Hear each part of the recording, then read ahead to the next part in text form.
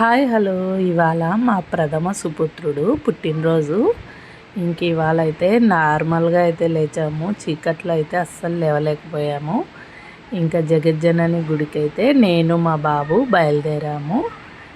అక్కడికి వెళ్ళిన తర్వాత దర్శనం చేసుకొని అక్కడ కొంచెం ఫోటోలు అవి తీసుకొని నేను బాబు దర్శనం అయిన తర్వాత మళ్ళీ ఇంటికైతే వచ్చాము. ఇంటికి వచ్చిన తర్వాత వీళ్ళ ఫ్రెండ్స్ అందరి వీడు మనోజు, నిన్న వీని బర్త్డే, ఇవాళ శర్వన్ బర్త్డే అనమాట.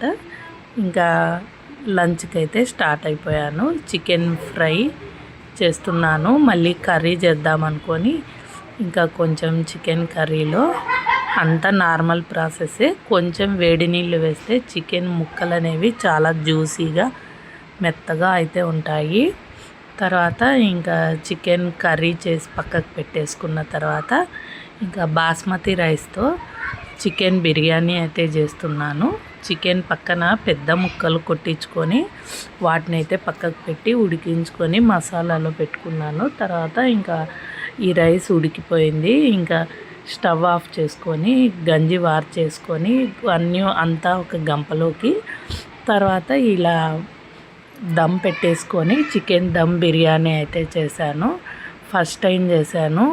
బిర్యానీ అయితే చాలా బాగా కుదిరింది. అందరం భోంచేసుకున్న తర్వాత లంచ్ అయితే అయిపోయిందనమాట. ఆ తర్వాత లంచ్ తిన్న తర్వాత ఈ బాబు చాలా క్యూట్గా ఉన్నాడు. మా దగ్గర పనిచేసే ఆమెకు కూడా అన్నం పెడుతుంటే ఆమె క్యారీ పెట్టమనింది. ఆమెకు కూడా క్యారీ పెట్టించాను.